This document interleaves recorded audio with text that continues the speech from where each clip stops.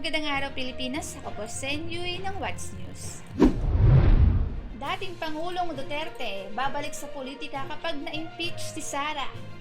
Nagbitiw ng pahayag si dating Pangulong Rodrigo Duterte na tatakbo siya bilang Vice President o Senador kapag natuloy ang impeachment case laban sa kanyang anak na si VP Sara Duterte. Ito ay matapos umugong balita ukol sa mga impeachment talks laban sa pangalawang Pangulo. Mapapilitan umano si Duterte na umalis sa kanyang pagretiro at bumalik sa politika kapag naganap ang impeachment. Ayos lang naman daw kung magiging president ang kanyang anak. Suportado naman ni VP Sara ang kung ano man ang political plans ng kanyang ama. Para naman kay Pangulong Ferdinand Marcos Jr., hindi umano deserve ni VP Sara ang ma-impeach. Paglilinaw naman House Speaker Martin Romualdez na walang impeachment talks na nagaganap at hindi niya alam kung saan ang galing ang balita ukol dito. At para pag-usapan tungkol sa balitang yan, kasama po natin ngayon si Kuya Yeri at Popoy. Huwag ka nang babalik! Wow! Nasasabi ko, wow! Kapal! Parang Lakas ng loob! Sa akin, ang dating na parang ano ba yan? Magre-retiro na nga lang ako eh. Pero may anomalya na nangyari. So, babalik ako. Babalik para dun sa sa anak. Hindi yung para sa bayan eh. Sa akin, ang dating parang parang, ikaw ba yung parang saving grace? Kasi pag nawala sa pwesto, kailangan nandun sa pwesto yung mga Duterte eh. Parang may manatili sa pwesto. At hindi ko lang alam kung namali ba siya ng wording, namali ba siya ng pagkakabanggit na okay lang naman daw kung maging presidente si Sara, ha? So, ibig sabihin, may plano silang patalsikin si Bongo. Nadulas ba siya doon? Ay, nako. Ano yan? Yan na yung mga dynasty na. Ano nga eh. Kung meron mang magandang naibigay itong mag-ama sa atin is kumbaga, garapalan na nila pinapakita na ano talaga kulay nila. Ganyan talaga ang mga politiko, makakapalang mukha, suga pa sa posisyon, sa kapangyarihan. So, huwag yung tutularan yan, guys. Yung parang tingin nila sila yung dito, yung parang, hindi, kami pa rin yung papaunlad ng bansa. Kahit yung naging termino nila Napaunlad ba nila bansa? Parang naghirap pa nga tayo itong nakakaraan. Pero, pa nagmahal ang bigas. Pero, parang utang na loob pa natin na parang pagbabalik sila. Parang grateful kayo. Anong grateful? Nung pandemic lang, nagka-leche-leche buhay nung ang daming namatay ng mga doktor dahil sa katangahan niya eh. sa point of view ng bilang isang ama, siguro protective siya sa anak niya. Kaso politika to, hindi pwede yung ganon. Bawal yun. Ano yun? Si Sara ba batang pastit na di kayang tumayo sa sarili niyang paa? Lalo lang nakikita ng tao na mahina pala talaga tong si Sara. At parang kailan lang sinabi ni Duterte na na binubuli daw siya ni Franz Castro, tama ba? Oo, naku. Niwala. Sino Papakulong na maniniwala lang daw dun? siya. Ano ba talaga? Papakulong na siya o ano? Tatakbo. Tapos ngayon wala pang 24 hours. Hindi. Tatakbo ako. Hindi. Nananakot na Pinapakita lang niya na talaga na totoo yung hinala natin o yung nakikita natin na weak talaga tong si Sara Duterte at hindi talaga niya kayang maging head ng isang nation. So magandang na rin na matauhan na yung mga tao na hindi ang mga Duterte ang sagot sa problema ng bayan. Actually, sila pa isa sa mga promotor kung bakit nagka-leche-leche yung buhay natin. Lalo nung panahon ng pandemic, obvious naman yun. Yung talaga isa kalala. Nakita ko nga sa balita. Nag-review nung sa yung sa OT, di ba? Yung sa mga nurse, mga hindi mo work. Nakita ko 55 pesos isang buwan. Kaya nga. At ayun nga, kutakot pa na anomalya ang nangyari. Parmally, yung sa DOH, ang dami. Kaya, bakit ka pa magtitiwala? Ba't mo pa gugustuhin bumalik yung buti nga, pinatapos pa natin yung posisyon yung buwisit na yan eh.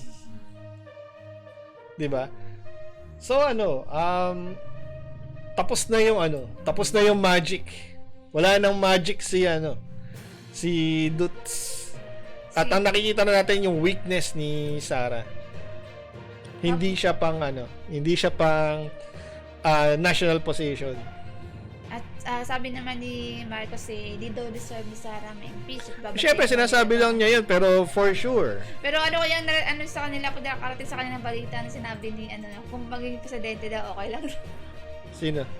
Yung ano, di feel ko nadulas dito si si Duterte. Kasi nga, di naman nag-iisip yung matanda. Oh, basta labas lang, salita lang siya ng salita, di niya binabantay yung sinasabi niya eh. Wala na magpapa-autocorrect naman. Hindi sabi. Kahit naman nung siya wala ring matag dito ang preno yung bibig niya eh. Kahit naman noon kaya ka, di ba, yung mga, ang tawag dito? Todo bigay ng paliwanag sa sinasabi niya. Oo, si Roque. Kasi madalas yung niya tapos si Roque taga-translate. Wala, hanggang sa SMNI na lang sila pwede. Pagod na pag-defense. So yun, at mukhang kasi lagi nila sinasabi na hindi daw totoo ang balitang impeachment. Sa karanasan, kapag sila, yung grupo na yan, ang mga Marcos at ang mga Duterte, pag sila nagsabing hindi yan totoo. Di ba? So paano kaya nila, kung patpanaitang din itong si Romualdez, sino kaya ang magsasampa? magiging matawag doon? Malalaman natin yan sa senatorial elections.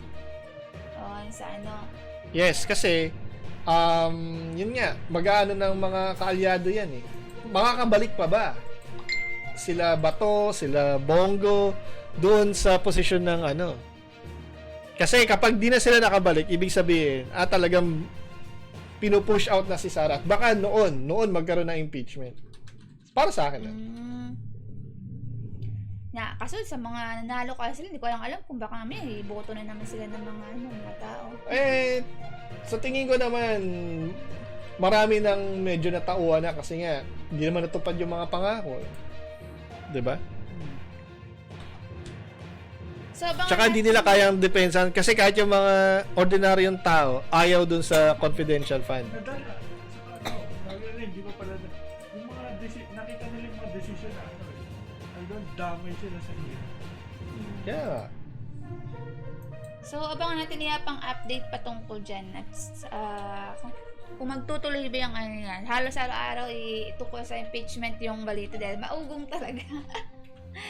So, tapos, di ba yung video pa ni Sara na maghanda doon sa panahon ng tag-hirap? Be ready! Langya. Ang langya. Akala ko magiginhawa tayo sa panahon ninyo. Binoto kayo ng mga tatas. Maghanda kayo sa panahon ng tag-hirap. Maghanda kayo. Wala pa siyang Hindi sinabi, kayo. Di ba may mga ganyan, magsasabi, maghahanda po tayo. So may mga programs para yan. Hindi. Ang tao sa sarili niya maghahanda sa sarili niya na Kaya maghanda kayo. Wala siyang program sa sinabi na kung ano paghahanda ang gagawin. Sa kanya, walang tayo, kayo. Parang pang winardingan lang yan tapos kayo na bahala. Oo nga. Kaya nga, kitang-kita mo yung pinagkaiba doon sa dating namumuno kesa dito ngayon kila Sara. Sakit sa bangs So, abangan natin pang update patungkol sa impeachment. Kung may magiging ba yan? Matutuloy ba yan? Kung may lalabas bang Palagay ko kung may impeachment na yan after pa ng na mid ng senatorial election. Abangan natin pang update patungkol dyan. At para po sa ibang balita, manood lang po kayo ng What's News sa FPS Media NCA YouTube channel. Maraming salamat po at yan po ang ating What's News.